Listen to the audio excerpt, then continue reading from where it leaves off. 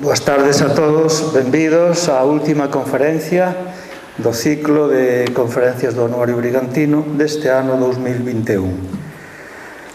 Hoxe teño a gran satisfacción de presentar a unha amiga miña e mesmo compañeira de traballo no Museo das Mariñas hai moitos anos, que é Rosario Sarmiento Escalona. Rosario é licenciada en Historia, crítica de arte e comisaria de exposicións, xestora cultural e especialista en coleccionismo e na historia da arte da muller en Galicia. Con máis de 30 anos de experiencia profesional, dirixiu a colección de arte de Caixa Galicia e foi subdirectora da Fundación Caixa Galicia. Dirixiu o documental Arte Muller Galicia, Premio Luisa Villalta de Cultura e Igualdade da Deputación da Coruña no ano 2018, e ten comisariado e organizado, entre outras exposicións de artistas como Eduardo Chillida, Francisco Leiro, Picasso, Julia Minguillón, Maruja Mayo, Urbano Lugrís, Joan Miró, Isaac Díaz Pardo, Frida Kahlo, Diego Rivera, Manuel Millares, Yanis Kounelis, Yves Saint Laurent, Diálogos con el arte, Leopoldo Nóvoa, Mulleres do silencio, de Maruja Mayo a Ángela de la Cruz, e Lolita Díaz Baliño, A realidade soñada. É membro do Comité Científico da Asociación Cultural Francesa OEN Lumière e asesora científica a ruta do impresionismo das Mariñas do pintor Francisco Llorens. Colaborou con institucións como a Academia Galega de Belas Artes, o Museo das Mariñas, o Museo Casa Natal Picasso de Málaga, Chilli de Lecu, Casa del Lector Madrid, Auditorio de Galicia, Museo Marco, Museo e Bienal de Pontevedra, entre outros. Foi crítica de arte de La Voz de Galicia, Radio Coruña Cadena Ser, e na actualidade no Diario Cultural de Radio Televisión Galega. Colaborou tamén en revistas especializadas como Arte Ibérica, Arte Omega e Arco Noticias, Luces, Mundiario e Sermos Galiza. É autora e coautora de artigos e diversas publicacións de temática artística, membro da Comisión de Artes Visuais do Consello da Cultura Galega e é tamén membro colaborador do Instituto José Cornide de Estudos Coruñeses, da Asociación Mulleres nas Artes Visuais, tamén do Instituto de Arte Contemporánea e da Asociación Galega de Críticos de Arte. Hoxe vai nos falar Rosario Sarmiento dunha artista tan maravillosa como descoñecida, en boa maneira, que é Lolita Díaz Baliño. Ten a palabra Rosario Sarmiento.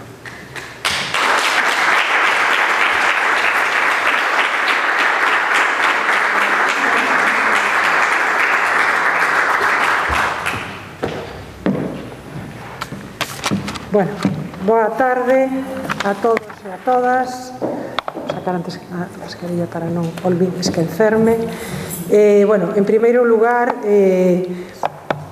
pues un auténtico, quero agradecer ao Concello de Betanzos, personificado aquí pola súa alcaldesa, a participar neste ciclo de conferencias do Anuario Brigantino, por suposto, ao seu director, mentor e amigo e antigo xefe, Alfredo Erias, e ao Concello tamén que nos acolle neste espazo tan emblemático para a vida cultural de Betanzos. Tócame pechar este ciclo de conferencias falando, como ben dixo Alfredo, de Lolita Díaz Baliño, de unha muller e unha artista que, como outras moitas mulleres artistas que desenvolveron o seu traballo fundamentalmente na primeira metade do século pasado, é unha gran descoñecida, para o público xeral, para o gran público, pero tamén é unha gran esquecida para a historia da arte. Unha historia da arte escrita sempre desde unha visión canónica, construída durante séculos desde unha mirada androcéntrica, que se resistiu persistentemente a incorporar as mulleres artistas, a tratalas co mesmo nivel de exixencia e respeito co que evidentemente tratou e está a tratar aos artistas masculinos. Lolita foi unha debuxante e ilustradora sen parangón en Galicia. Foi académica, formadora de varias xeracións de artistas e todas as fontes documentais que reflicten os anos, estamos a falar desa primeira metade do século pasado, nos que viviu e traballou Lolita, recoñecen o seu traballo, pero todo desaparece despois da súa morte, despois do seu pasamento. Como moitas outras mulleres artistas que tiveron tamén protagonismo, que aportaron os seus coñecementos e o seu traballo, ela tamén é unha expulsada. Lolita foi expulsada da historia, pero unha expulsada que evidentemente ten que regresar á historia. Unha historia que neste século XXI, ainda no que estamos, unha historia que temos que ir reescribir, unha historia de arte que ainda hai que reescribir, donde as mulleres artistas non sean esas convidadas, e aquí un pouco utilizo ese título desa gran mostra que fixo o Museo do Prado o ano pasado, en plena pandemia, no setembro do ano pasado, que inaugurou con esa gran revisión de todos os seus fondos protagonizados por mulleres, esas convidadas. Convidadas son esas mulleres que non molestan, pero das que se prescinden cando non convén. Entón, as mulleres artistas ten que ser protagonistas de pleno dereito para o bo e para o malo, para seren xulgadas e valoradas, pero fundamentalmente para ser coñecidas. Non é doado buscar, nas fontes documentais históricas, buscar sobre o esquecido, o que está agochado, o que está oculto. Hai que emprender unha tarefa que é ardua e longa. Aquí collo unha cita de unha historiadora de Estrella de Diego, unha gran historiadora sobre o que é a recuperación das mulleres artistas, e di: hai que aprender a moverse dentro dunha historia da arte sen obxecto ou con escasos obxetos, non só na súa pura materialidade, poucas obras conservadas, senón a través das novas e documentos. Esta definición é perfectamente aplicable, unha realidade que no caso de Lolita Díaz Baliño, como de outras moitas artistas mulleres, constata simplemente a complexidade que supón investigar, estudar e valorar a súa obra. Datos contradictorios, obras diseminadas sin escasas ou sin ninguna referencia cronolóxica, ou reproducións en catálogos, sen apenas presencias en museos e coleccións. Hai que dicir que no caso de Lolita só 2 coleccións públicas en Galicia hai obra dela, o resto está todo perdido, esquecido ou en coleccións privadas. Todo pende dun fío fino e quebradizo, co que construir un relato en que son moitas, evidentemente, as preguntas que quedan no ar e onde a medida que se afonda xurden máis e máis interrogantes. É por esa razón que esta charla, xunto co libro e a exposición de Lolita Díaz Baliño, A realidade soñada, que neste momento atópase na Fundación Luis Seoane da Coruña, teñen como obxectivo abrir a porta a un territorio amplo pero moi sinuoso, onde todavía evidentemente queda moito por investigar e por coñecer. Ben, Lolita Díaz Baliño, Lolita ou Lolacha, como asinaban algunhas das súas cartas, nace, estas son unhas fotos, unha foto do seu irmán, fotógrafo Xermán, cando ela moi noviña, era unha muller moi guapa, aí está xa un pouco maior, esa é no seu estudo da Coruña. Nace no seo dunha familia numerosa que vai a estar unida á creación artística desde múltiples ámbitos, desde a pintura, a escultura, a fotografía, a ilustración, o cartelismo. Germán Díaz Teijeiro e Camila Baliño López son os proxenitores, os pais desta ampla saga. Trasládanse pouco despois de casar a Ferrol, eles casan en Ortigueira, vivían ali, coñeceronse ali, e posteriormente a Coruña. Nestas dúas cidades nacerá toda a súa descendencia.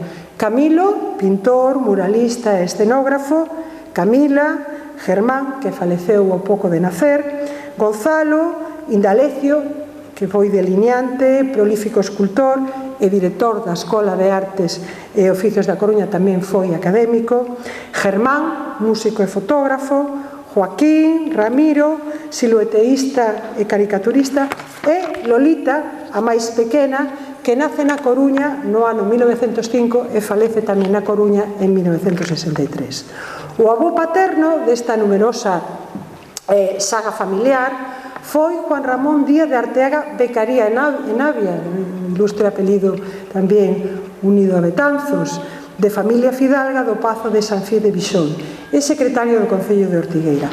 A familia materna, a familia da nai, proviña do mundo do comercio relacionado cos ambientes anarquistas de Ferrol. Camilo, esta foto, está Camilo na dereita, o irmán maior, preciosa foto de casado, vai a ser a figura central na vinculación coa creación plástica do Díaz Baliño, fundamentalmente dos seus irmáns Indalecio, Germán e, por suposto, Lolita.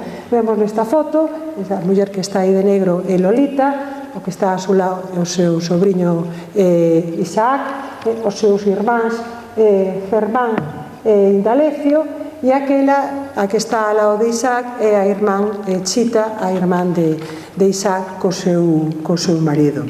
Ben, Camilo será, como vos decía, unha referencia fundamental dentro das técnicas gráficas do modernismo. Será un artista moi importante na renovación da arte en Galicia nesas primeiras décadas, non? Refletirá un pouco ese mundo nas súas ilustracións, tamén o mundo das lendas e personaxes medievais de Galicia, un pouco dentro dese prisma da fantasía e ilusión, non? O traballo de Camilo vai evolucionar desde o romanticismo e o simbolismo a un peso cada vez maior das correntes prerrafaelistas e art déco. E desas premisas, precisamente, dese magisterio que se cerá sobre ela, vai partir Lolita tecendo a armazón do que será o seu propio mundo, non? Aí xa teremos o que vai ser a Lolita ilustradora, non? Ben, Lolita, esa Lolita ilustradora, que ten xa ese primeiro coñecemento e formación a partir do seu irmán, vai alimentarse polos escenarios Art Nouveau do británico Audrey Bresley, que foi un ilustrador. Bresley vive a finais do século XIX, foi un ilustrador moi coñecido da obra de Oscar Wilde e de Edgar Allan Poe, e era moi coñecido na contorna creativa dos Díaz Baliño. E, sobre todo, quizá esta sexa a referencia fundamental, Bill Bradley. Bill Bradley é un referente no mundo da ilustración e deseño de cartéis, que xunto con seus anuncios e cubertas e libros pois eran coleccionados por Lolita, non? A beira un pouco destas influencias, digamos, estranxeiras, foráneas, vai haber outras máis próximas que tamén vamos a ver e vamos a rastrexar en Lolita. Por un lado, Bujados, ese mundo onírico de Bujados que ten un forte componente simbólico e literario, cuxa pegada vai ser moi patente nas algunas das ilustracións de Lolita. Vamos a ver, por exemplo, ese decorativismo que vemos en esa muller, o veremos repetido en algunas das ilustracións que fará Lolita nos anos 30, e, por suposto, Rafael de Penagos. Penagos é o gran ilustrador da primeira metade do século XX en España, e as súas sofisticadas e elegantes mulleres de algún xeito van a axudar a conformar un pouco ese universo creativo de Lolita, non? Ese universo creativo de Lolita Díaz Baliño que vai a despuntar nos felices anos 20, non? É unha etapa, esos anos, que representa o inicio dunha importante transformación para as mulleres. Mulleres que comezan a incorporarse á vida pública e social, que traballa e que queren decidir o seu destino. Aquí collo unha referencia de Leonora Salvo, pero que me parece ilustrativa para ver estas mulleres que van a protagonizar esos anos. Di: ao terminar a Primeira Guerra Mundial, cando os homes empezaron a retornar ás súas casas en Europa, atopáronse con unha inesperada sorpresa. As súas mulleres e moitas outras xa non estaban tan dispostas como antes do conflito bélico ás tarefas hogareñas, ni aos labores de beneficencia. Durante os 4 anos da guerra, elas desempeñaron moi ben os papéis antes privativos dos homes e xa non querían retroceder. A muller entregouse a unha vida chea de actividades. Foi moito máis o cinema e moito menos as aburridas reunións sociais. Asumiu a práctica de deportes como tenis e a natación. Manexou autos con desenvoltura. Fumou e abordou con interés temas de conversacións antes prohibidos. Bailou foxtrot, o chick to chick, charleston e black bottom. Para asumir as súas novas condutas, abandonou os flocos de seda, desfíxose da molesta lenzaría, sacouse os chapous cheos de complicacións e o vestido de rúa longo que ao comezo da guerra estaba a impoñerse entubando nos nocellos que casi non permitían camiñar. Tamén se baixou o escote, subiuse a saya e borrou a cintura de avespa. Consigna xeral femenina foi cultivar o tipo juvenil, veremos máis adiante, casi masculino, ese tipo andróxino que Lolita recreará nas súas ilustracións, suprimindo o corpiño que privaba de naturalidade os seus movimentos, cortándose o pelo ao raparigo e usando chapós fondos. Aquí temos a Coco Chanel, Tamara de Lempicka e aquelas mulleres tan modernas destos anos 20. Ben, evidentemente son as modernas, ou son as en sombreiro, aludindo a ese sexto protagonizado en plena Porta do Sol madrileña por Federico García Lorca, Dalí, Margarita Manso e Maruja Mayo, que quitaron o chapeu porque sentían que ese complemento obrigado para as xentes de ben na rúa lles estaba congestionando as ideas. Unha práctica, unhas ansias a prol da igualdade das mulleres que evidentemente a Segunda República levará en España a práctica.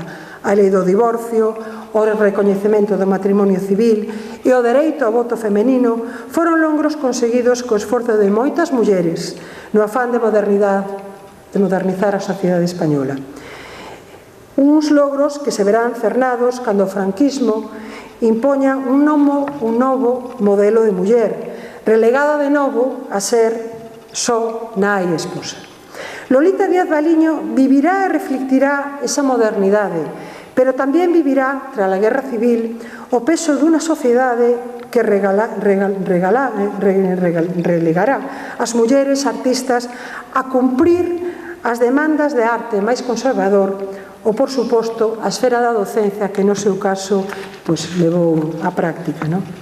Ben, en revistas tan influentes nesos anos como era a revista Blanco e Negro, traballarán algunhas ilustradoras que recrearán un mundo de mulleres, algo que vai a caracterizar absolutamente o traballo de Lolita. Ela sempre vai a reflexar no seu traballo mulleres, que destilan esa modernidade de que estábamos falando, influenciadas pola estética das vanguardas, desde o cubismo, o art déco, o realismo, o surrealismo. Este é o caso, por exemplo, de Ángeles Torner. Veremos como despois esos mesmos modelos os veremos nas ilustracións que fará Lolita para Galicia Gráfica. Ángeles Torner firmaba en algunos desos ilustracións de blanco e negro con as iniciales ATC, non firmaba con nombre inteiro porque era unha muller e había sempre un certo medo ao recoñecemento. E tamén as elegantes, Vieira Esparza é outra ilustradora desa revista, pero sobre todo as elegantes mulleres de Deli Tejero, esos dibuxos sofisticados desa estampa regional que hai galega, que está publicada no diario ABC do ano 1935, e isto mesmo o rastrearemos de unha maneira bastante similar en este mundo femenino que vai a reflexar Lolita. Ben, con apenas 20 anos, en 1925, Lolita vai comenzar a colaborar cos seus dibuxos nunha revista que se vai editar en Sada, a revista Mariñana. É unha publicación quincenal que edita o Concello de Sada, e que vai estar dirixida por Eduardo García Ramos. Lolita terá nesta revista unha pequena colaboración, publicando as súas ilustracións nos números 21 e 22, e unha dobre páxina que publica no número 23. Son dibuxos con unha clara e innegable influencia regionalista, no modo un pouco en como ela retrata a esas protagonistas femeninas, ou dándose ya este carácter, máis de languidez, máis de fantasía, nesta primeira ilustración a doble páxinica do número 23. Ben, estos serán os seus primeiros pasos no mundo do dibuxo e no mundo da ilustración, a que Lolita vai a chegar unha linguaxe absolutamente persoal, nova, sen referencias similares en Galicia, e, como vos decía, sempre protagonizado por esas mulleres que van a ser elegantes, estilizadas, de aire sofisticado, esas mulleres modernas que vimos. Ben, pero ser muller nova e iniciarse no mundo da arte case nunca era entendido ni moito menos valorado obxectivamente neses momentos. Xa que para elas a arte non deixaba de ser un labor secundario e de afección, ou polo menos así se entendía desde a crítica. O pintor Manuel Abelenda escribe sobre esta Lolita aínda nova desde unha mirada chea de prexuizos e estereotipos cara ao que significaba ser unha muller artista. Se aqueles dibuxos, se refería a estes primeiros dibuxos que aparecen nesta revista, foran executados en a dirección dun mestre, non me negaría ninguén que se non eran exactamente copias dos debuxos contemporáneos que asiduamente ilustran as revistas gráficas españolas, polo menos unha marcadísima influencia exercían estes artistas no temperamento sensible da nosa afeccionada. Insenua e boa, no descanso dos labores caseiros, ten sempre un bon carto de hora que dedica aos seus debuxos. A verdade é que a crítica non pode ser máis demoledora para deixar de facer absolutamente nada. Ben, en 1927 Lolita comeza a colaborar coa revista Céltica. Céltica é unha publicación cultural ilustrada que se subtitulaba Revista Galega de Arte, Crítica, Literatura e Actualidade. Era un lugar de encontro un pouco da intelectualidade galega que estaba residente na Argentina, sobre todo entre 1924 e 1932. Foi unha revista de periodicidade quincenal e foi fundada e dirixida por Ramón Pena. Ben, os debuxos de Lolita van a aparecer publicados en diversos números entre 1927, que a portada da revista que vedes aquí, e 1931. Tamén a Lolita vanlle dar a benvida a esta colaboración con un equivo acento galante que roza, ao meu ver, a cursilería, primando as súas virtudes de muller antes que os seus valores profesionais. Benvida a nova irmanciña que pon unha nota romántica e sentimental no noso labor redentorista. Benvida a este casal galego cusos habitantes nos inclinamos reverentes ao ver entrar polas súas portas abertas a todas as emocións a figura gentil dunha moza galega cuso paso cruímos coas flores máis delicadas do noso lírico xardín. Isto está publicado no ano 1927, non a sola referencia realmente ao seu traballo profesional, sino a súa condición de muller e de muller nova. Ben, nestes dibuxos, nestas colaboracións con Céltica, Lolita continúa un pouco a mesma liña argumental e estilística que na súa curta colaboración anterior con Mariñana. Personaxes femeninos con un inequívoco aire folclorista e costumista que vai de todos os xeitos a aderezar e un pouco sofisticar con unha certa chiscadela de modernidade. E temos esa muller que está ilustrando ese poema, a sobrinha do Crego, a nai. Ben, pero sobre todo o máis interesante é quizá esta peregriña, este camiño a Compostela, donde xa Lolita mostra, por suposto, un dominio absoluto do debuxo, co que raya e modela os volumes dese manto que envolve a esa protagonista, a esa peregrina, pero evidentemente unha peregrina elegante, sofisticada, con un certo halo de distanza, que mira de medio lado, e na súa expresión da mirada de rostro. Realmente a peregrina só ten prácticamente o báculo, o resto podía ser unha muller perfectamente que ilustrara xa as revistas de Galicia e Galicia Gráfica. Ben, un estilo moi diferente é o que vai a marcar a presencia e, sobre todo, o papel moi activo que Lolita vai ter nas revistas Galicia e Galicia Gráfica entre 1925 e 1929. Por exemplo, como lembraba o seu sobriño neto Isaac Díaz Pardo. Fixo unha revista e quen diagramou foi ela. Ali aparecen cousas delas. Meu pai axudaba moito. Foi unha revista de periodicidade semanal que se editou na Coruña en 1924, primeiro co Nome de Galicia e posteriormente, entre o ano 24 e 1929, como Galicia Gráfica. Estaba dirixida por Fernando Montero Boizúa e Lolita evidentemente contaba entre a nómina de redactores, no que estaba tamén Manuela Belenda e Augusto Portela.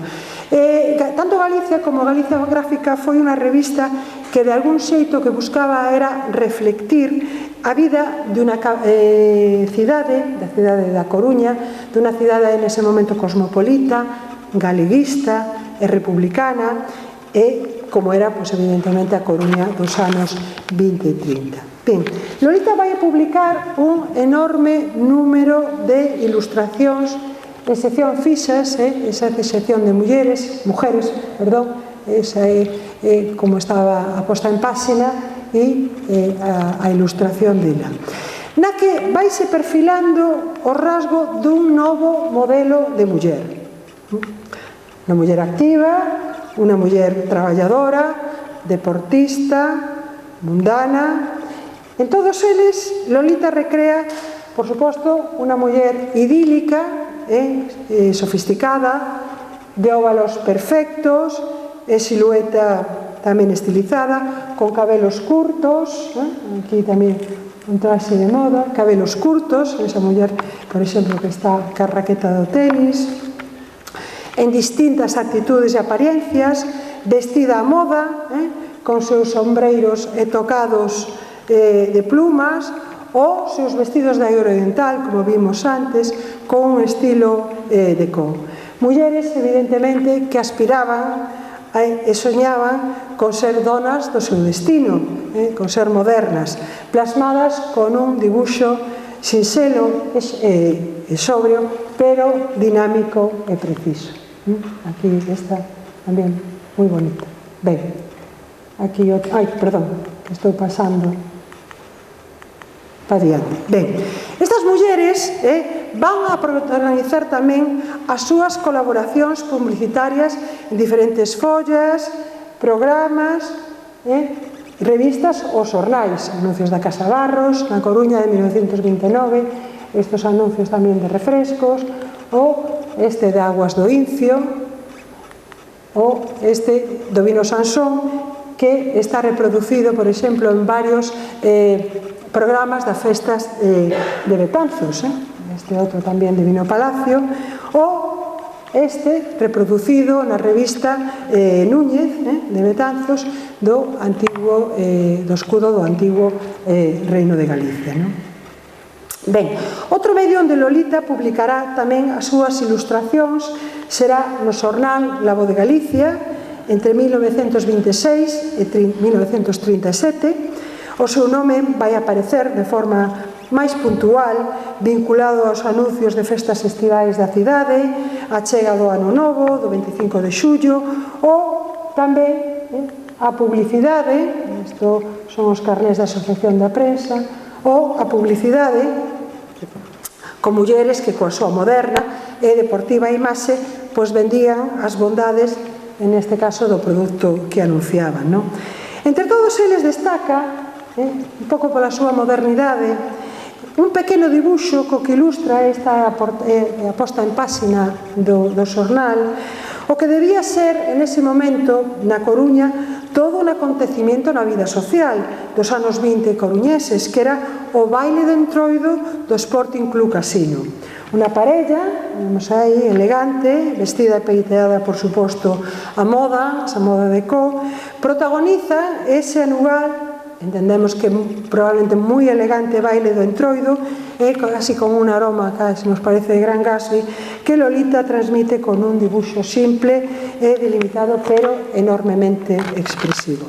Ben, en 1928, a Editorial Nos foi unha editorial moi importante, foi fundada e dirixida por Ángel Casal, que foi un home fundamental na consolidación do sistema literario anterior a 1936 en Galicia. Pois a Editorial Nos vai editar o libro de Xulio Sigüenza, Cantigas e Verbas ao ar, con prólogo de Juana de Ibarburu, e que é o primeiro libro en galego deste poeta novelista e ensaísta. Lolita vai a ilustrar a portada deste libro, no que non será a única colaboración que fará no mundo editorial, xa que realizará tamén ilustracións para este libro infantil, un libro infantil de Matilde Vela, El jueves Mariquita e Rosita o Mariquita e Currucú. Isto é unha xoia, é un libro, non pon a data exacta cando foi publicado, pero di que pasou a censura, que debe ser dos anos 40 e tantos. É unha xoia que apareceu, e aquí un pouco falando de que os comentaba ao principio, casi cando xa tiñamos o catálogo e a exposición prácticamente fechada na Fundación Luis Seoane, pois un coleccionista privado mandou un correo que tiña esta xoia, porque, bueno, era... Matilde Vera era un familiar de unha das que participa no libro. Con isto un pouco os que comentaba que este é un mundo tan aberto porque aínda siguen aparecendo cosas e as cousas que seguirán aparecendo. Ben, nesta ilustración do libro de Xulio Sigüenza o vai a traballar cun dibuixo tratado a partir da utilización de dúas tintas azul, turquesa e negra que vai a combinar co branco. Lolita topa un equilibrio entre ilustración e unha tipografía decorativa que vai a agrupar na parte superior onde pone o nome do autor e inferior o título, e traballa un pouco con cores planas que non matiza. E consigue crear unha atmósfera de cierta emotividade e fantasía, un pouco casi con unha clara sintonía tamén do mundo do modernismo. Ben, e un ano despois de facer esta ilustración, en 1929, a Deputación da Coruña vai a concederlle unha beca para perfeccionar os seus estudos, os seus coñecementos na Escola de Belas Artes en Madrid.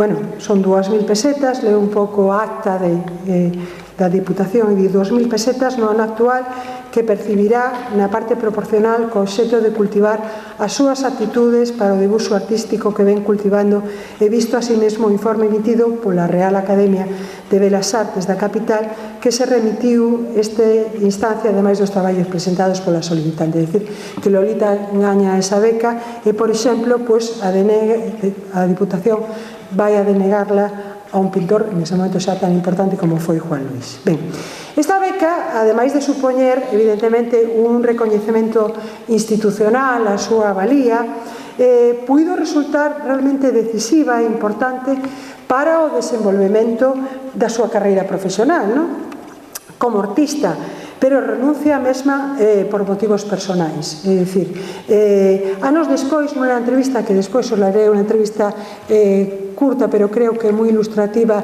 de o que ela sentiu por ser muller e artista, pois vai explicar os motivos desta renuncia. Di, cando tiña 18 anos e quedei orfa, a Deputación concedeume unha bolsa para estudar en Madrid, en San Fernando. O meu irmán, evidentemente refírese ao seu irmán Camilo, non quiso aceptar a responsabilidade de deixarme ir só a Madrid. Eu quedeime sen ir a San Fernando.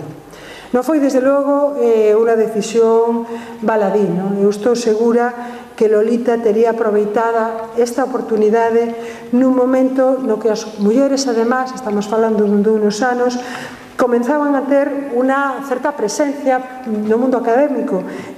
Pois, por exemplo, nese curso 1929-30 no que Lolita, pois, teóricamente podería haber accedido a estudar en Madrid, pois había xa casi un 21% de mulleres, non era moito, pero bueno, había xa un porcentaje, e, por exemplo, Lolita debería ter como compañeiras de promoción pois a mulleres como Remedios Varo, como Julia Menguillón ou como a mesma Maruja Mayo, non? Ben, anos despois, na década dos 40, Lolita e unha das súas primeiras e máis feis alumnas, que era Carmen Arias de Castro, Mimina, a muller de Isaac, farán por libre o ingreso aos dos primeiros cursos de Belas Artes en Madrid, pero non rematarán a carreira. Ben, pasamos agora a ver un pouco esa faceta xa máis como debuxante e acuarelista que vai un pouco en paralelo con ese mundo como ilustradora.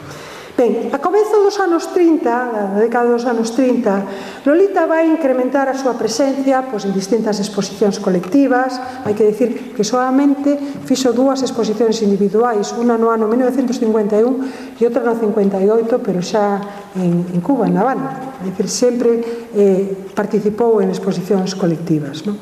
Pero vai empezar a ser unha referencia e a ser un pouco valorado, que os decía antes, non? Nesa crítica, en esos xornais, non? Precisamente por esas achegas ao mundo do dibuixo. Lolita impúxose, elaborou o seu nome a forza de loitar, auxiliada por esa formidable capacidade e temperamento artístico que corre polas súas veas. Ten unha sensibilidade tan clara, tan luminosa, unha facilidade de concepción tan extraordinaria e unha maneira de ver o que vai plasmar a súa pluma na cartolina, non? Ben, no ano 34 ela vai a involucrarse na posta en marcha na Coruña da Asociación de Artistas, que era un salón de exposiciones que foi moi importante, tuvo unha vida moi importante como referencia na vida cultural e expositiva na Coruña prácticamente hasta finais da década dos 60. Na primeira exposición inaugural foi unha exposición curiosamente de mulleres artistas, eran só mulleres, e ela vai a participar xunto con Pilar, Carmen Álvarez de Sotomayor, Elvira Santiso, Carmen Corredoira, Elena Olmos e Lolita.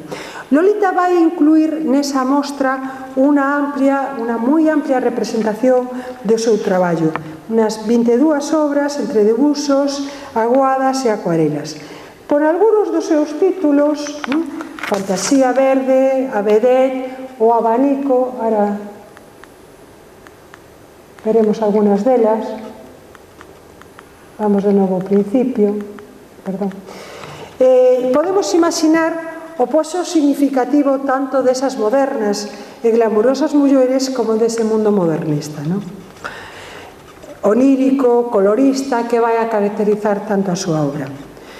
Serán as mesmas que protagonizan estos collages. Estas son as obras moi curiosas, son das únicas obras que aparecen entre todo que vi en diferentes coleccións, que aparecen datadas cronolóxicamente. Son unos collages do ano 1926. Aquí hai tres na exposición na mostra e ahora tamén últimamente apareceu un máis. Son todas amigas delas, amigas de seu entorno máis próximo, mulleres de seu entorno próximo, que se fotografiaban, imagino que seguramente sería o seu irmán Germán.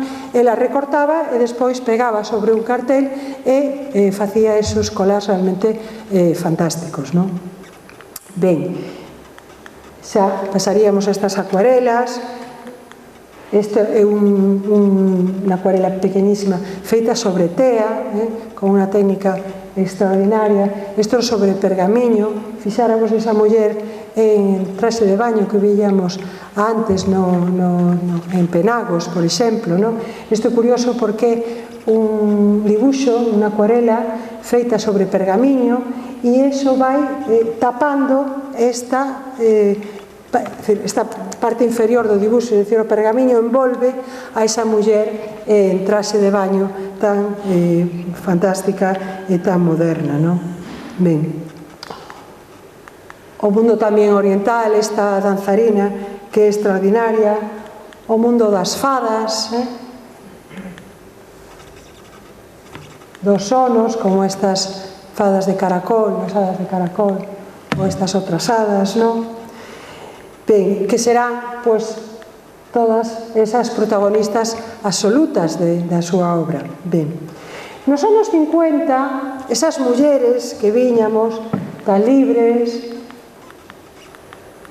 tan insinuantes, danzando cas súas anatomías, pois pasarán a ser isto, isto que ela vai facer nos anos 50, nos anos 44. Esas mulleres que bailaban libres, a veces insinuantes, sin prejuicios, pois se convierten en obras como esta obra que é o Souturístico gallego, en personaxes de claro acento costumista e popular.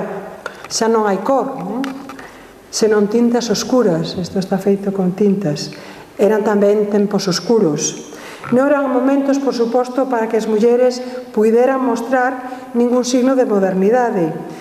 Lolita volve a esas primeiras mulleres que viñamos, que os que ilustraba nesas revistas de Céltiga, recatadas e vestidas ca corrección, evidentemente, que impoñían os tempos, non? Ben, Lolita, na prensa local desos anos sigue tendo moito eco. Ela, por exemplo, vai a expoñer en algúns locales na Rúa Real na Coruña, onde tamén a prensa local vai a valorarla, por exemplo, desta primeira exposición, desta primeira mostra na Coruña, nesa mostra colectiva que fai na Asociación de Artistas, pois a mostra que revestiu un interés excepcional, a exposición de traballos de pintoras galegas, está visto que a actividade de muller moderna non existe xa coutos nin limitacións, etcétera, etcétera, es decir, hai unha valoración do seu traballo.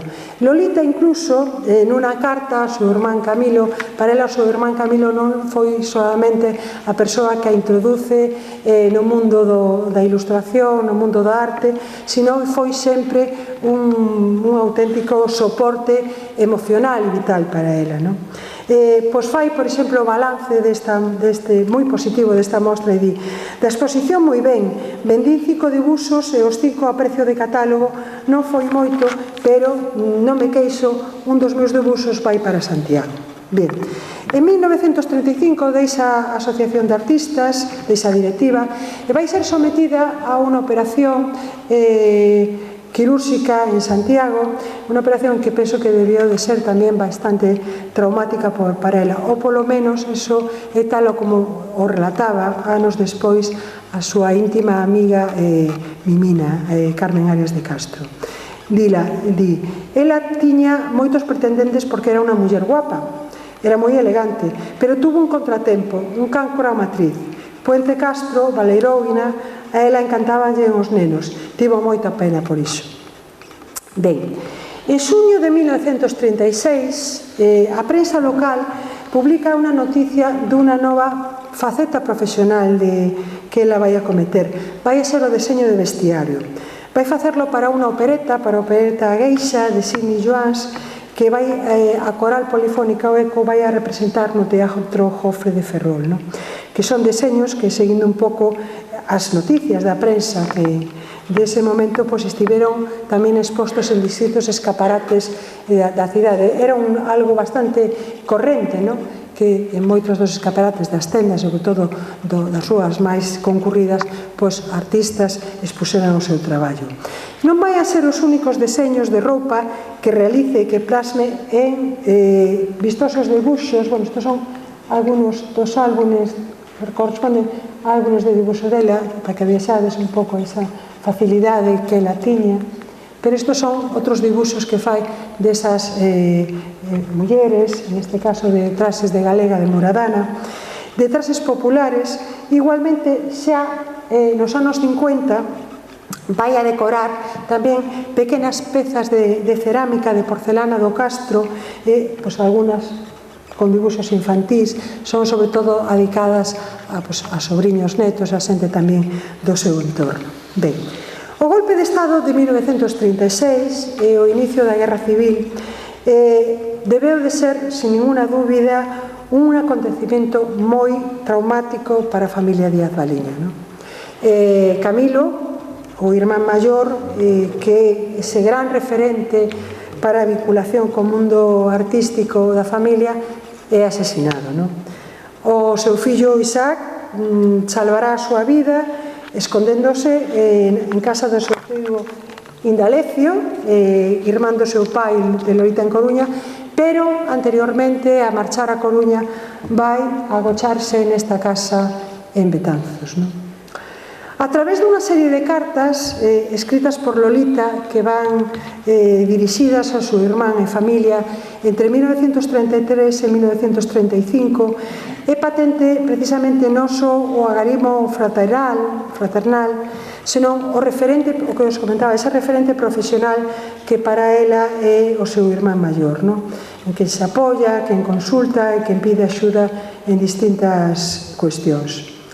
Evidentemente a realidade foi un grolo amargo e que é moi probable que lle fixo vivir a guerra e sobre todo a posguerra a Lolita, evidentemente con un clarísimo apoio aos que gañaron a guerra. Isaac Díaz Pardo refírese un pouco a este ámbito da seguinte xeito, di: ela durante a guerra foi moi utilizada polas forzas liberadoras, pero comigo, refírese a Isaac, levase moi ben e fixo todo o posible por axudarme. Durante a guerra incorporárona a moitas cousas. Evidentemente esas cousas e polas noticias da prensa desos anos, Lolita vai involucrarse na formación das novas xeracións femeninas a través da Falanxe e máis concretamente da Secretaría Provincial de Artesanía. En 1934, todo isto son noticias da prensa, en unha visita de Pilar Primo de Rivera a Coruña, Lolita vai facerlle entrega dun traxe típico regional que ela deseñará e destinará ao Museo Permanente da Sección Femenina no Castelo da Mota. Desde logo, as circunstancias tampouco eran moi doadas probablemente para facer outras cousas, e para facer outros alardes, quizá, de que non eran estos. Ben, académica, outra faceta de Lolita. En plena guerra, en plena guerra civil, o 13 de febreiro de 1938, Lolita vai ingresar como académica de número na Real Academia Galega de Belas Artes, na Señora do Rosario, baixo a presidencia do arquitecto Rafael González Villar. Nesa mesma data vai a ingresar tamén outra pintora, Carme Corredoira, e van a convertirse ambas nas primeiras mulleres académicas en formar parte da institución, que ademais vai a ser unha das primeiras en abrir as súas portas ás mulleres membros de número en España. Ben, para Lolita foi evidentemente un recoñecemento importante, ese o currículum feito a man, que la entrega. Esta é a portada do discurso que ela contesta pola entrada na Academia de José Luis Bugallal. Ela tuvo unha presencia bastante activa na Academia, exerceu cargos de tesoreira e tamén de conciliaria. Esa, é a medalla académica. Aquí, as dúas mulleres con todos esos señores tan serios e tan circunspectos, e outra foto tamén desas xuntanzas académicas. Ben, xa temos a Lolita docente, esa Lolita que a docencia vai a marcar esos últimos anos, moi importantes os últimos anos da súa trayectoria. Ben, ao final da guerra e a posguerra, hasta o seu falecemento no ano 1963, vai a marcar un novo capítulo no perfil profesional de Lolita, a súa dedicación á docencia. Ben, por unha banda, Lolita vai a ser profesora na Escola de Artes e Oficios da Coruña. Aí o seu irmán Indalecio será director tamén durante varios anos. ela vai a traballar primeiro como interina de gramática galega e caligrafía e despois xa no ano 1954 digamos que xa terá a súa plaza de entrada como numeraria, profesaria de entrada numeraria de gramática e caligrafía. Pero esta actividade na Escola de Artes e Oficios na Coruña vai a unirse, e que será quizáis a máis importante, a que vai a desenvolver no seu estudo. Esa é unha foto moi bonita, con esa escultura que despois ela utilizará como modelo para as súas alumnas no seu estudo, nesta casa, na rúa Porta de Aires da Coruña, no piso segundo, onde ela vivía ca súa irmán Camila, o seu marido, os seus sobrinhos, e onde unha casa moi grande onde ela estableceu o seu estudo, e aí vai formarse un gran número de alumnos e alumnas de diferentes xeracións, pois alumno deles como María Antonia Das, Elena Fernández Gago, María e Carmen Formoso, Gloria de Llano, Rosina Llamas Fole, Mariano García Patiño, Mimina, a muller de Díaz Pardo e o propio Isaac, que todos eles estos farán evidentemente da creación plástica a súa profesión. As clases naquela Academia de Pintura chegaron a ser toda unha referencia na cidade da Coruña e eran lembradas por algunhas das súas alumnas como un lugar onde había reproducións de mans, pés, froitas. Ela sustituía as láminas das que se adoptaba a copiar por esas cousas. Pensaba que cumpría dibuixar o natural. Lolita emborcaba, evidentemente, nun alumnado maioramente femenino. Explicaba que o primeiro que debía aprender se quería dedicarse á arte era encaixar a figura con carboncillo antes de poñerse con os pincéis e óleo. Ás veces Lolita, como viñamos aí, cubría precisamente con unha tea de seda esas Venus de escayola para que os alumnos precisamente aprendesen o arte dos pliegues. Tamén era un espazo ese donde os seus sobriños netos máis pequenos aínda lembran como un lugar onde habitaba esa fantasía que viñamos nos seus acuarelas, nos seus dibuxos, os personaxes de conto que protagonizaban o teatro de moniqueques e as súas proxeccións de cine. Aquí fala Xosé Díaz Arias de Castro, di: a tía Lola encantáballe os nenos, ela tiña un proxector e tiña películas de Charlotte e proxectábanos o cine os xoves e os domingos que non había colexios, poñíanos películas e organizábamos obras de teatro. Ben, en 1951 Lolita realiza a súa primeira e prácticamente única exposición individual na Asociación de Artistas da Coruña. Vai a estar integrada por 45 obras entre dibuxos e acuarelas. Estas son un pouco algunhas das acuarelas que integran esa exposición. Unha técnica que neses momentos vai a utilizar sobre todo para estes paisaxes ao natural. Nunha entrevista realizada antes da súa inauguración, Lolita alude directamente ao que para ela supuso ser muller artista. Vou a lela, é curtiña, pero creo que é interesante porque pode ser significativa e extensible a todo isto que falábamos ao principio, a esa inexistencia e esa dificultade de ser muller artista. Por que non expusera individualmente antes na Coruña? Ela responde: por medo a que teñan pouco interese as cousas que fago. Desde cando pinta? Pinto desde que teño uso de razón. Sendo moi pequeniña me metía no estudo do meu irmán Camilo, que foi o meu mestre, e ali aprendí a amar a pintura. Vostede cree que en pintura unha muller... Eu creo que en pintura unha muller pode facer absolutamente todo. E conste que vostede di pode facer e non fai, porque aínda que poida, eu creo que non o fai. Eu creo que calquera pintora boa pode chegar onde chegue calquera pintor bo, pero tamén creo que normalmente non chega. Por que? Non porque non queira, senón porque o sexo influe no desenvolvemento da vida do artista.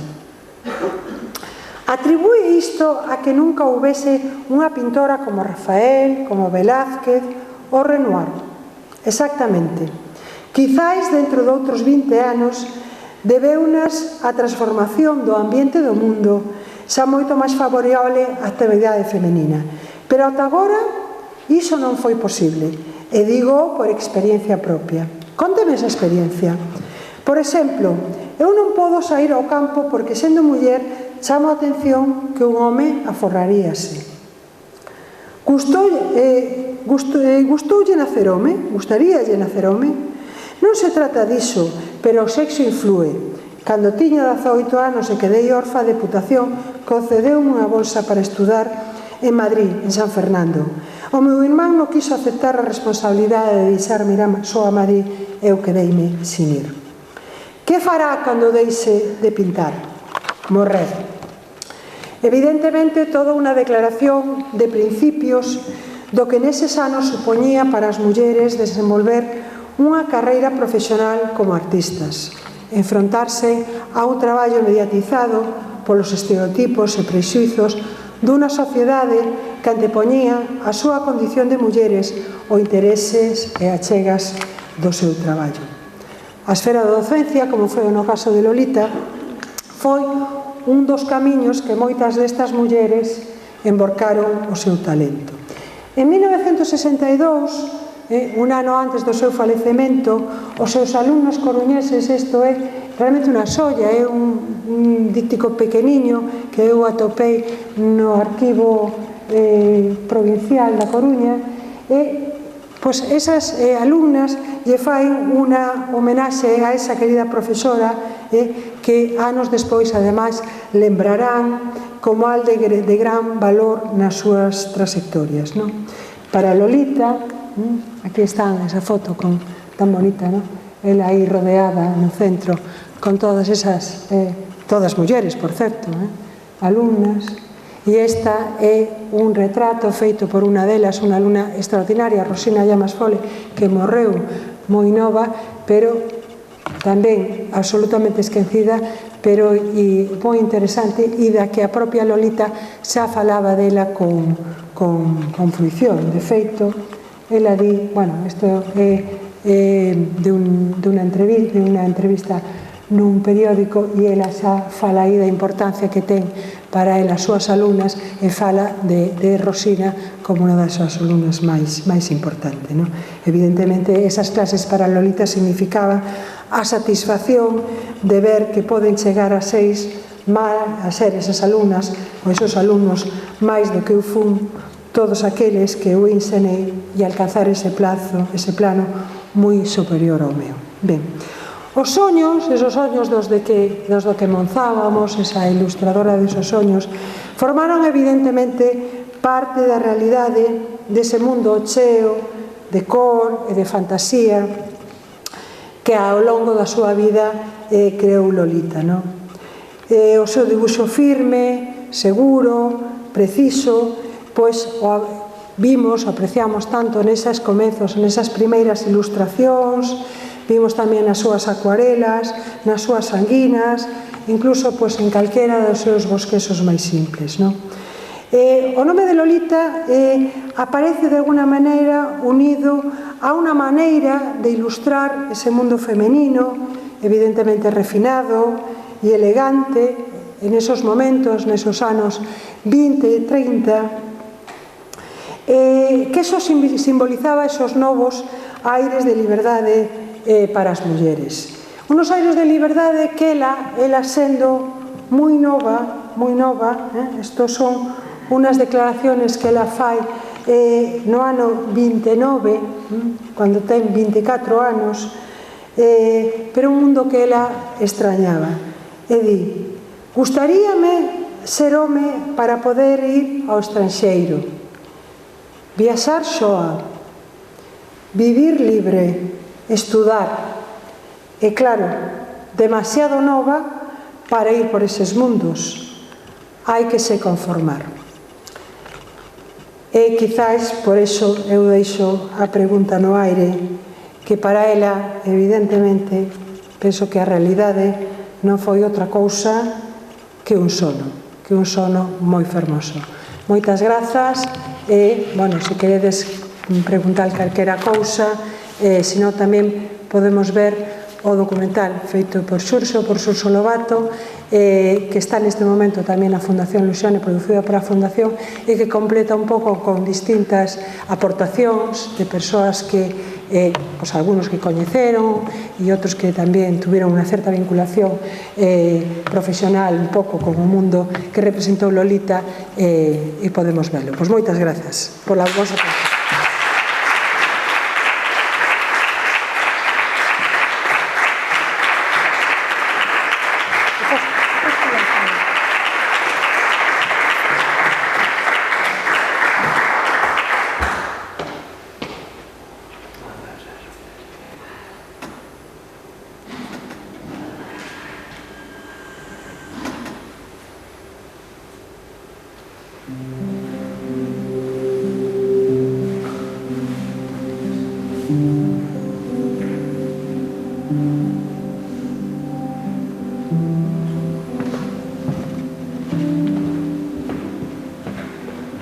Lolita Díaz Baliño é unha ilustradora e dibuixante que viviu durante a primeira metade do século pasado na Coruña, pero é unha artista prácticamente desconocida.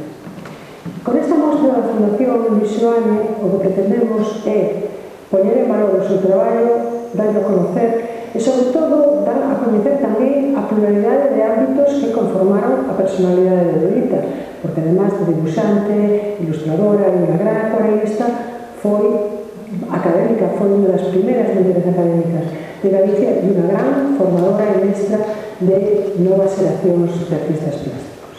A principal dificultade para acceder a coñecer o seu traballo, pois que non está nas bibliotecas, non está nos libros, é dicir, hai escasísima bibliografía sobre ela. Iso obriga a facer un traballo de investigación máis polo miúdo, máis profundo, en hemerotecas e outros ámbitos de investigación para conformar e chegar realmente a entender e valorar quen foi Lolita Díaz Baliño. Lolita Díaz Baliño forma parte dun grupo de galegos moi específicos que van pola mesma línea e que realmente habería que rescatar.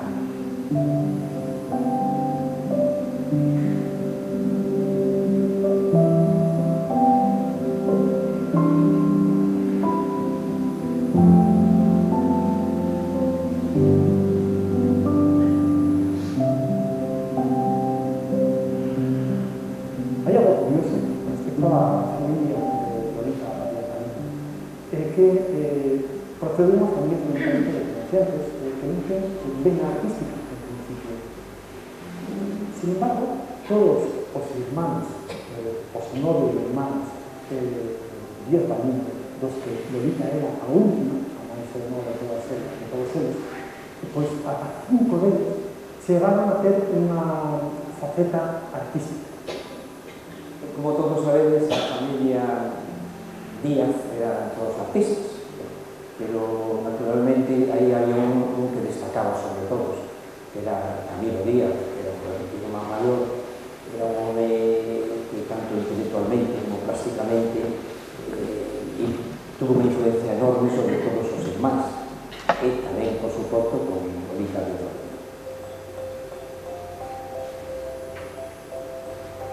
Eran dos mundos totalmente distintos, tanto a nivel político como a nivel plástico.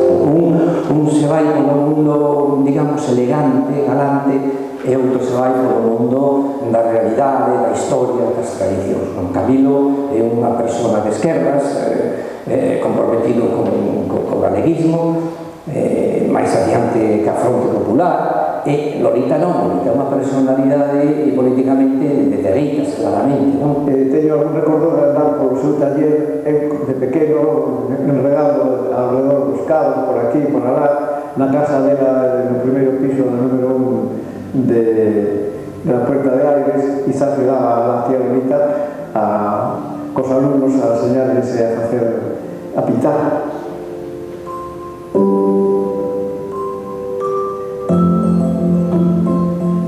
Ali se enamorou de Mimina e cando Isá se foi a Madrid a estudiar Belas Artes, becado por unha beca de reputación, Mimina convenceu os pais que non a querían deixar, porque xa sabían que iba detrás dese roxo, non? Entonces convenceu os pais e finalmente accederon a deixaron e para o cual foi a que intercedeu foi Lolita Díaz Valiño. Eso sí que o recordo perfectamente ben porque o ten contado Divina, e foi ela expresamente para disipar o tema, intentando decir que tiña unha vocación de artista, que tiña que estudiar independientemente de que hubiera ali un romance o que fora, non? Pero en realidad Mimina iba a Madrid para estar con Isabel. A relación de Isaac con Lolita non é moi boa. Isaac vai a casa de Lolita despois durante a guerra, despois de que logra salir do confinamento ese que tiña, que tuvo varios meses, do 36, pero el despois da guerra non ten moita relación con ella. A relación ven con miña nai, claro.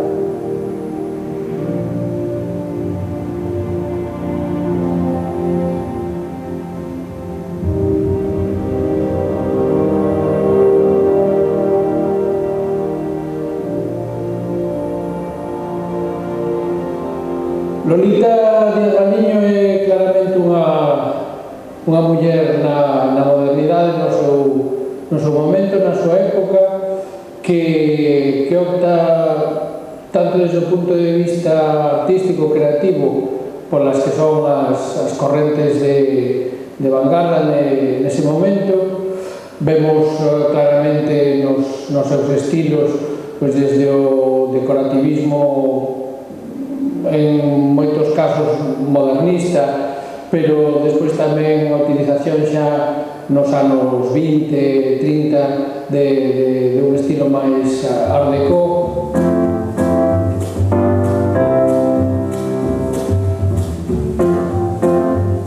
Un debuxo, unha ilustración, unha pintura por veces, porque ela máis que nada foi unha ilustradora, non? Hai un mundo de fantasía, pero un mundo de fantasía galante. Eu lle chamo galante, elegante, gustaballe moito ese glamour que había nos anos 20, non? O transmitía moi ben, a ver. Estamos falando, xa digo, dunha muller que nese mundo da ilustración, sobre todo da publicidade, traballou moito en publicidade, o cal é un signo máis de modernidade no seu traballo.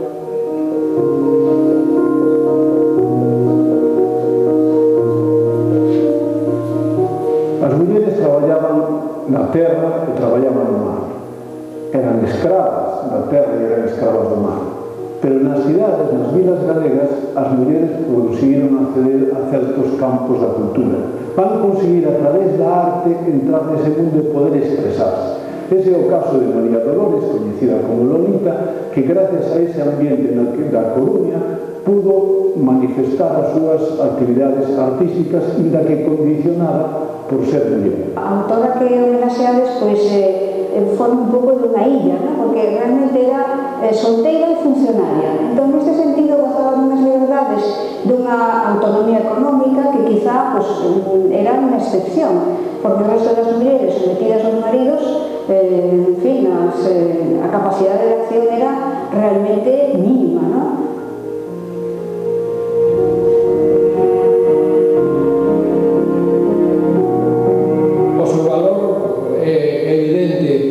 Por un lado, esa modernidade feminina nese momento histórico é importantísimo que sirve ademais de ponte docente, posto que pola súa academia pasan moitas das autoras, das pintoras que despois desenvolverían importante carreira. Neste ano 38 de plena guerra civil, cando entran as nosas sin sombreiro, que eran Lolita Díaz Valiño e María Corredoira na Academia Galega de Belas Artes, presupón un antes e un despois, unha incorporación plena de igualdade da muller nestas sociedades de intelectuales elitistas e moi masculinas.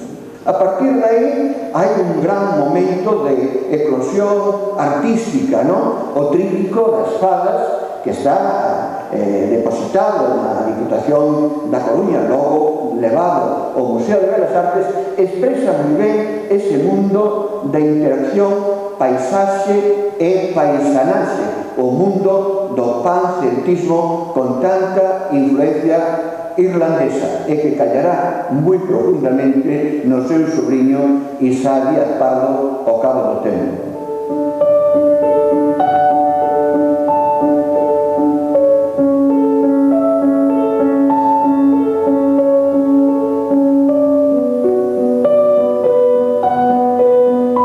Foi un referente que dificilmente podemos entender que teña pasado tan desapercibido a todos os nosos días.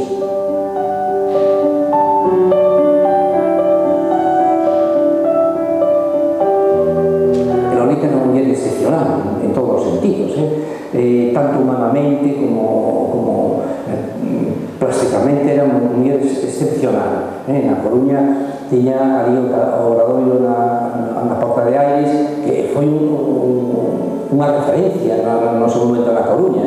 Eu creo que era o único obradoiro así privado de pintura que había na Coruña, por ali pasou xente interesante. En aquel estudio da Porta de Aires era, según entrabas na casa, má dereita había un estudio grande con unha iluminación alta, e había moitos cabaletes con cousas colgadas, cando estábamos alumnos estaba Lolita con eles. En esa época que eu iba por ali, Xaxa non estaba, era Lolita directamente con os seus alumnos, non? Aquela era unha casa moi grande, que tiña moitas habitacións, xogábamos e corríamos de un lado para outro cando éramos nenos. Eu me acordo de que o seu estudo, onde tiñan as súas alumnas, ela daba clase en artes e oficios, pero tiñan moitísimas persoas que aprenderon dibuixo e pintura con ela, como foi o caso de María Antonia Dans, Elena Gago, para ser máis formoso. Mi madre y mi padre me mandaron a clases de Lolita de Galiño, lo mejor que había en La Coruña. Eu penso que na Ciudad Bella era o único que había na Coruña, non? De pintura, para aprender sobre todo a acuarela, non? Ella, aparte de ser pintora, lo más importante es que era artista. Era afable, era cariñosa, tenía unas dotes para la enseñanza extraordinarias. A máis de ser toda sensibilidade, tiña algo máis nas mans. Ti chegabas ali en 2 minutos, cunha elegancia especial nas mans, dibuixaba algo.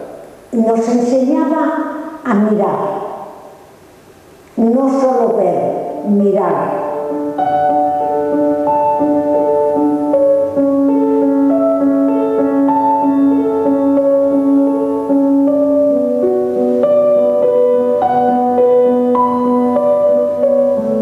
Se puede ser pintor y no ser artista.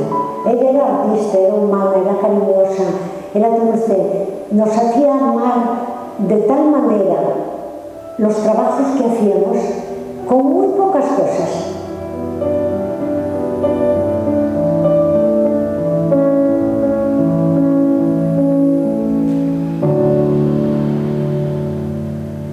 Lolita para nós era unha fada.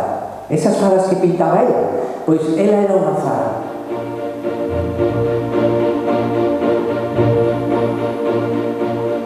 Cando íbamos de visita ao Obradoiro, aquilo era un mundo totalmente fantástico, maravilloso. Por qué? Porque ali de repente había unha función de títeres, de marionetas, de monicreques.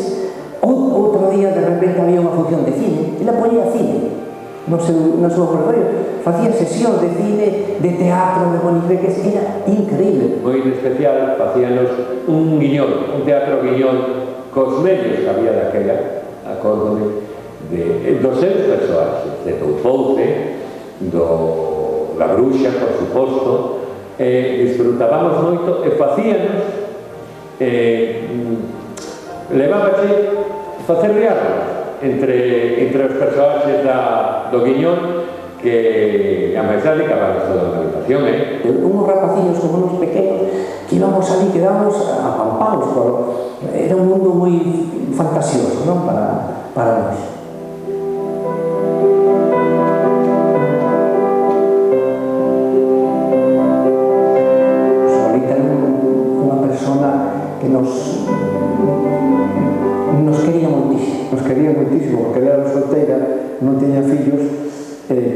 para ela, os fillos de Divina, de Isaac, eran casi como os seus fillos, non? Tuvo unha influencia moi grande sobre nós, porque ela viña a casa, viña ao caso, viña cargada con blogs e con pinturas e con acuarelas, e íbamos a pintar con ela. Nos levaba a dar paseos, nos sentábamos ali nunha beira ou nunha erva e facíamos paisaxes con ela. Eu recordo que me enseñou a acuarelar ela, a manexar as acuarelas.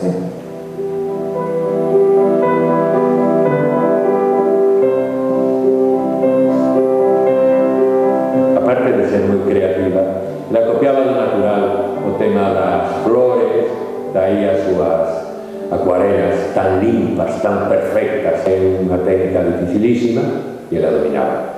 Pero era sobre todo a máxia e a elegancia nas súas más do dibuixo que ainda hoxe recordo.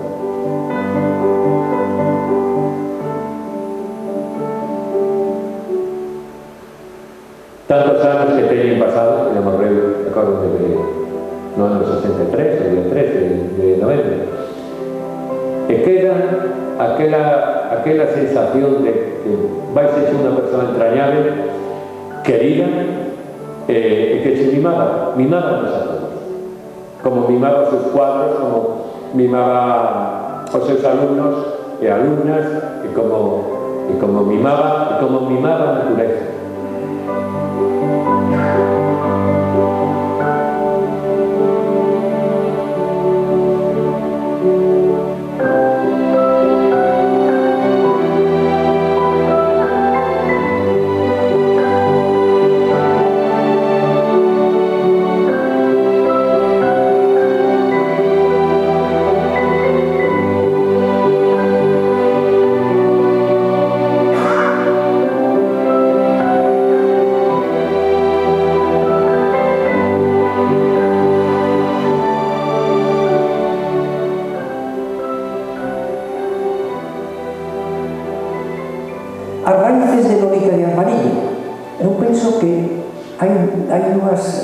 Dúas personas que influyen moito nela. Unha é o inglés Beardley e outra é o americano William Bradley. Son dous personaxes que influyen moito nela. E Camilo, no sei como, en certa maneira tamén, pero ela se lle nota moitísimo. Camilo, irmán, tiña unha biblioteca fantástica. Ela debía de conocerla, non? Porque ela era irmán pequena. E no seu obradoiro tamén tiña biblioteca. Eu recordo que tiña moitos libros, sí. Posiblemente de antes da guerra, non? Porque depois da guerra a cousa se puso bastante difícil. Meu pai decía, non sei se para exculpar, que Lolita se afiliara a Falanxe para compensar un pouco o tema de Isaac e de Camilo Díaz Baliño. Daremos conta que Camilo Díaz Baliño é asesinado en 36, Isaac está procesado por a súa militancia, é perseguido por a súa militancia nas Xuventudes Socialistas, e o pai decía que se afiliara ao falanxismo para compensar e tratar de sacar a familia un pouco adiante. Non sei se era.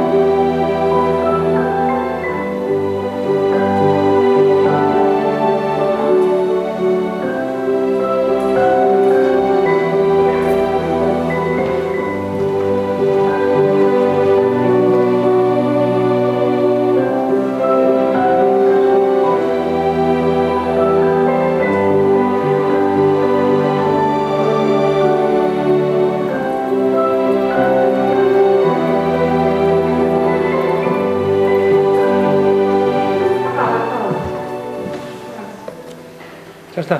Sí, ya está. Ok.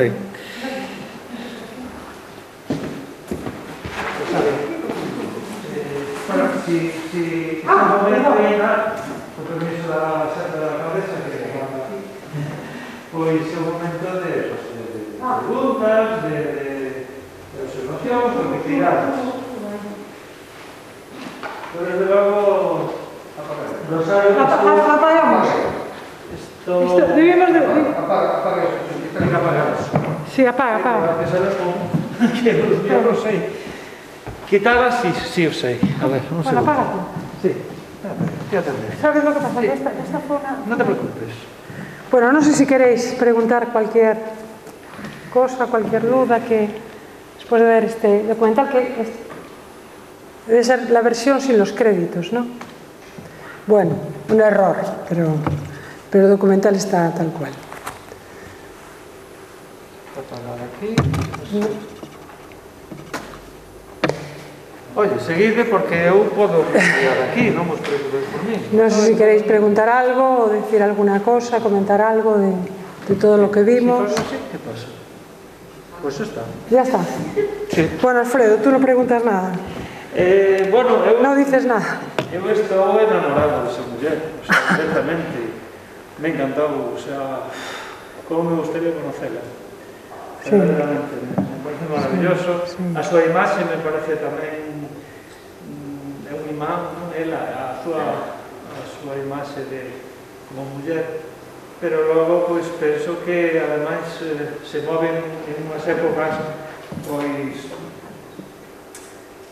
pois cheia de optimismo como os anos 20, todo eso, e logo vese tamén o paso ao outro lado, vese tamén me encantou a tua conferencia. Moitas gracias. Brillantísima para mí. Moitas gracias.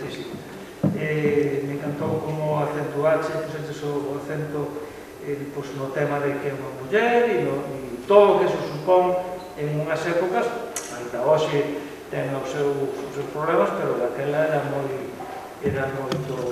máis. E claro, a chegada do franquismo pois non favoreceu todas aquelas conquistas que se viñan dando tamén, e como hai que adaptarse, e tal. Cada época ten os seus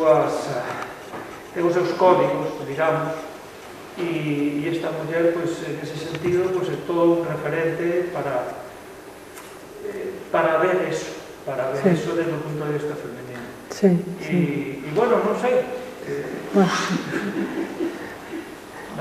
Está cansada a xente. Bueno, que levamos hora e media, claro, a verdade é que é moito tempo. Bueno, pois nada, moitas grazas por estar aquí, pola vosa atención e nada, e que espero que disfrutades con Lolita.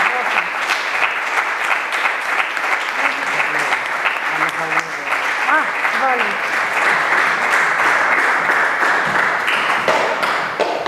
Bueno, Rosario, eu quero, en nome do Concello, darche gracias por cerrar desta forma magistral este ciclo de conferencias do Álvaro Brigantino, por descubrirnos, e falo por min neste caso, a unha artista fantástica que me ten abraiada a súa obra, que tratarei de informarme, aínda que explicaches que era moi complicado, e por facerme reflexionar tamén, que é un tema que me preocupa e me interesa moito, sobre esas dificultades polo mero feito de ser muller, que decía Alfredo que ainda hoxe perduran, e é certo, ao mellor non no mesmo grado, que evidentemente, afortunadamente, pero perduran en moitos eidos da vida tamén, e na artística tamén. Así que moitísimas grazas, isto é un recordo para ti deste día, e isto é un agasallo elaborado no Centro Internacional CIE, que sei que coñeces, e que che regalamos con moitísimo cariño.